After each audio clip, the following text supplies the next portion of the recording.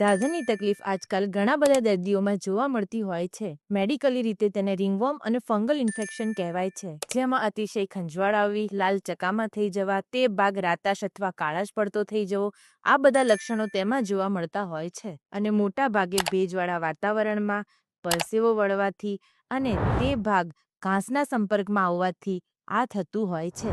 આ રોગના નિરાકરણ માટે મોટાભાગના લોકો ફંગલ ટ્યુબનો ઉપયોગ કરતા હોય છે, જેમાં મોટાભાગની માત્રા સ્ટીરોઇડ હોય છે.